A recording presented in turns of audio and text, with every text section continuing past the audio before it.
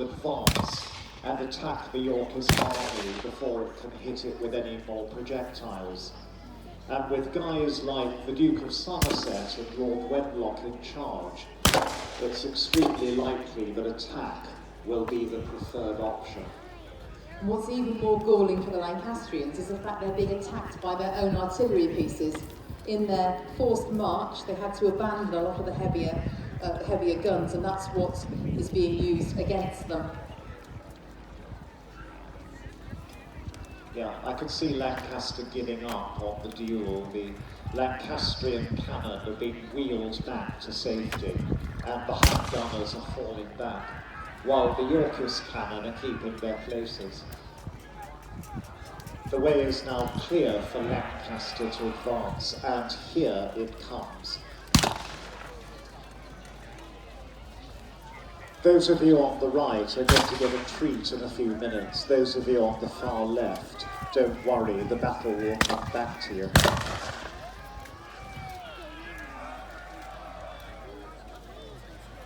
You can see the young Prince of Wales there with the feathers, just leading the army out. The man has no fear. No. The Prince is right out in front of his army. He's an impetuous, incredibly courageous young man. He's raised his sword to halt his troops. Lord Wenlock behind him, and the Duke of Somerset is bringing up his men, parallel with the others, but Somerset striding right in front of his wing, eyeing up the Yorkist army, and he's still going. He's keeping on advancing while the rest of the Lancastrian army has halted. I think what he's doing is going in to administer a right hook to the Yorkist army to try and wreck the wing of the young Duke of Gloucester and roll up the Yorkist army and thereby win the battle of Low. The only trouble is that he's just realised the rest of the Lancastrian army isn't following him. So what's happening is Somerset is now attacking the Yorkist army single-handed, which is a really, really unfortunate thing to do. His only hope is that Richard of Gloucester's Yorkist wing will go down like a house of cards, and Somerset can have everlasting glory by winning the battle. It's too late to change his mind now. The Duke of Somerset is going right in for what he hopes is the kill. And he is now committed, and he's engaging, he's been engaging there at a good pace, and the handguns keeping up the harassing fire behind him. I believe he was expecting Wenlock and the young Prince of Wales to follow him. He was expecting some backup there. Because tactically, if you go in like that, you roll up your opposition like a carpet, and then the centre block comes through and just mops up, you would really have got an advantage.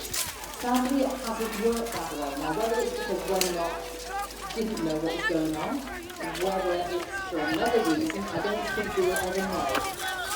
I can see Wenlock right in front of the Lancastrian centre beside the Prince, and he's spreading his arms in bafflement and dismay, and trying to explain to the Prince what's gone wrong, and not really knowing the answer. There was no agreement that Somerset was going to charge. He just did it and assumed that everybody else would follow him.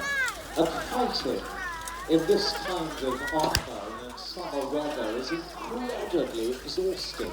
Men-at-arms can't keep it up for more than about 10 minutes. And so if he can't break through, Somerset's got to fall back, taking his men with him. If only he could disengage from Richards. Sadly, he's got himself into a corner, and his men are just carrying on. Wenlock's there, I don't think he's sure what on earth to do next. However, I suspect that he may now decide to engage. Let's put it on. No, he's still standing still. He doesn't want to attack yet. He didn't think Somerset should have done it. And of course, the rest of the Lancastrian army is facing the rest of the Yorkist army. they're pinned down, waiting for Somerset to win or lose, and if he loses, come back, and he's lost, and he's coming back. It's an orderly retreat facing the enemy. He's furious. Oh, Somerset's in a tantrum. Absolutely furious. What's going through his head is not just that Wenlock has failed to support him, but that Wenlock may actually be a traitor, may actually be deliberately holding back the Lancastrian centre in order to lose them the chance of victory. He's stamping, he's shaking his head. If there's any way in which somebody over 6 foot dressed in plate metal can have a hissing fit, that's exactly what the Duke of Somerset is doing. And his men just trailing after him. You see the Beaufort men there trying to get some semblance of order in their retreat. But their retreat is what it is. It's not withdrawing in good order. They are actually fleeing for their lives. They're good soldiers. They've come off in good shape. They're tired, and they are running. They're keeping formation. They'll be ready to fight again.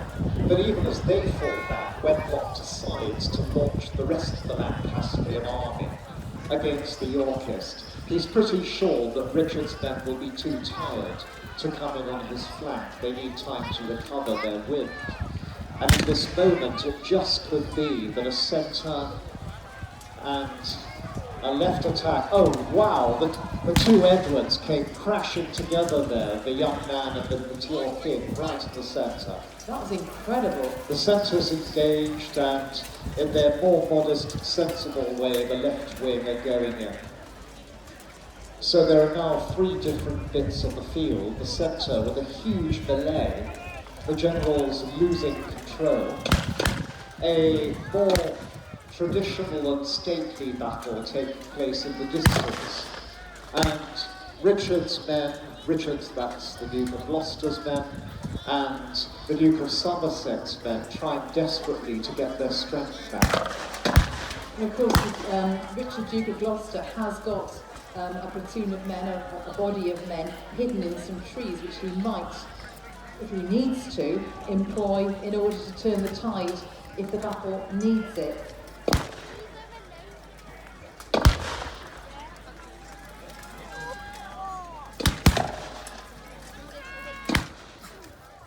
Oh, it's fairly even at the moment, doesn't it? Yes, it's a complete mess. It's every man for himself there in the centre. And there are no tactics here, there's no subtlety. It's just hundreds of men in tin cans trying to knock over or beat down other men in tin cans. Welcome to the age of chivalry. Yes, speaking of chivalry, you'll notice a lot of them aren't using swords, they're using pole weapons. And pole weapons are a great deal more effective at killing the enemy than swords are. Swords are great, they're good for hand-to-hand, they're good for chivalric combat. But when you actually want to kill somebody, pole weapons are all the way. Now, the Duke of Sussex is in front of his men here. They appear to be reforming in some order. And the two sides here have separated to your right. Yes. The action on the far side is still going on.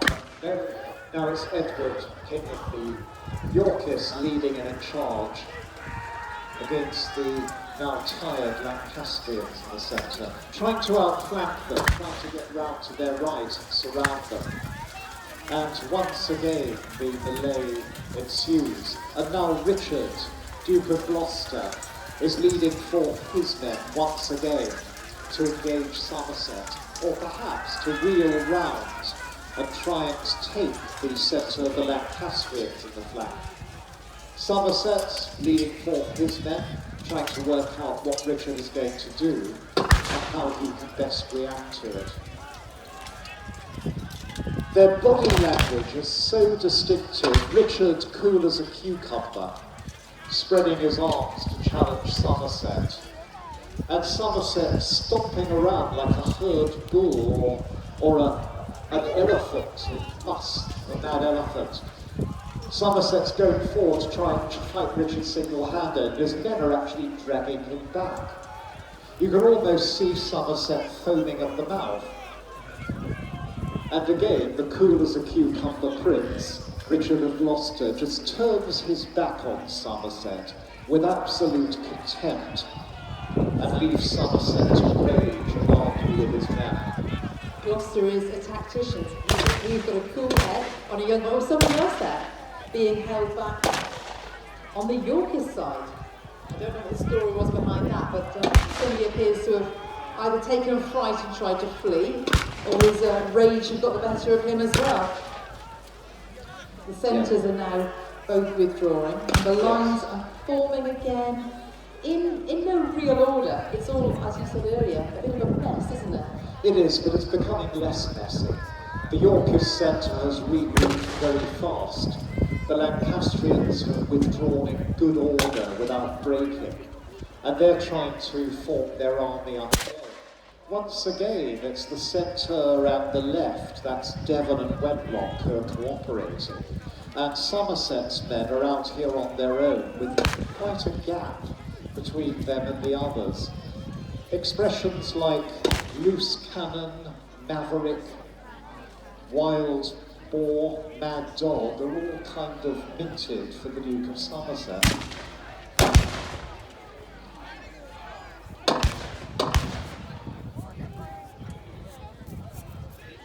I hear some of the mercenaries from overseas chanting there. Heard something about Jan Hus. And have you noticed there are some Irish mercenaries in the ranks as well? So the Irish mercenaries there, they're the men you can see who wear what appear to be a yellow shirt, a long yellow shirt. It is in fact, it's a lena, because they weren't allowed to wear a kilt of any sort. So they've basically taken a long shirt, dyed it saffron, and it is the Irish lena. And they're very, very vicious fighters. Yes, they're often armed with their early medieval round shields and broadswords, the weapons of the Dark Ages. They're led by their own Gaelic chiefs, and they are fiercely loyal to Edward. The Irish like the House of York, just treated them very well. And now we have the Lancastrian centre coming forward again, this time in a wedge shape, to try and break through the centre of the Yorkists, rather like a spear with a head on it. It's another tactic. The Yorkists are forming up to receive their charge. Oh, look at that. Yes. So People falling over themselves, literally in their haste. And battle is rejoined. There is a technique where, if you are faced with a flying wedge, you can take the nose off it by going into it sideways. However, if that was an attempt at doing that, spectacularly failed. Now, Somerset's now bringing his men forward at a reasonably good pace, actually. His battle commander is clearly a much more level-headed man, and he's bringing it into Gloucester's men at a fairly slow speed, but slow and steady, in the way that a tank is slow and steady. Yes, Somerset's clearly trying to learn things like cool-headedness and good order for men. The trouble is, Richard's men have those things already, but Somerset's are going in, trying to outflank them, applying their weapons. Some troops there joining the Yorkist side from the back. They must have been out on a recce or a different mission, or maybe there's some of the men who were hidden in the trees who have just joined the back of the Yorkist left flank.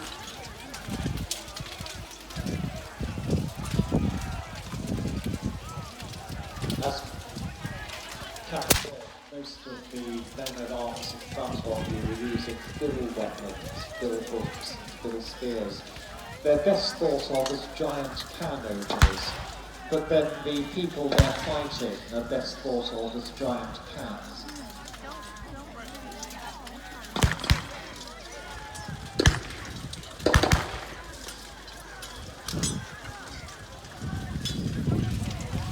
And armour, of course, is very good at stopping things like giant can openers. However, the saying a chink in the armour, that's what the build-up will get into. That's what the blade will get into.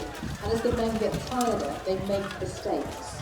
They also fight in ranks. They actually fight as a body rather than individually. And this means that you're not looking at the man in front of you to poke you in the guts with his bill hook. You're looking for the man to the right of him or the right of him again. You've got a lot of reach with one of these weapons. Now you can just see the centre here. You see Wenlock is taking his men out.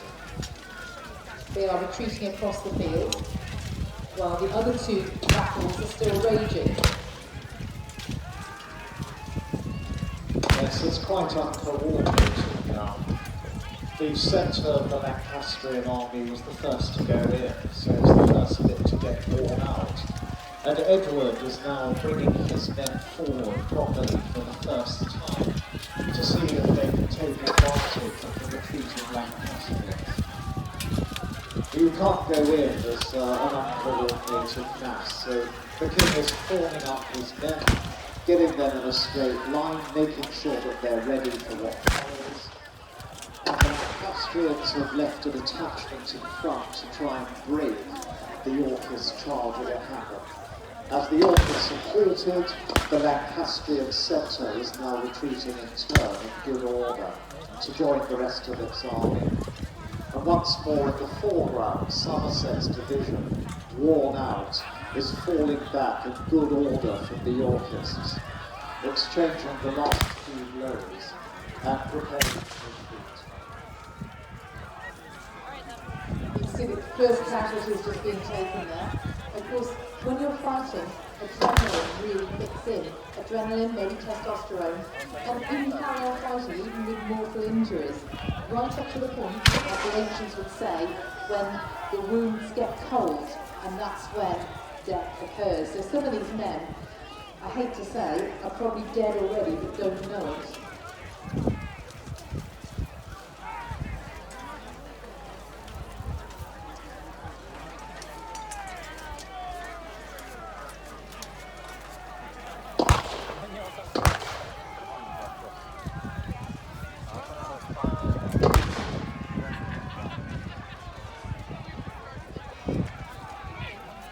Yes, Somerset pulling back his entire wing to rejoin the rest of the Lancastrian army and form up with them. Waiting for them are the good wives of the Lancastrian army, the women who are there to dole out the water to their worn-out, dehydrated veterans.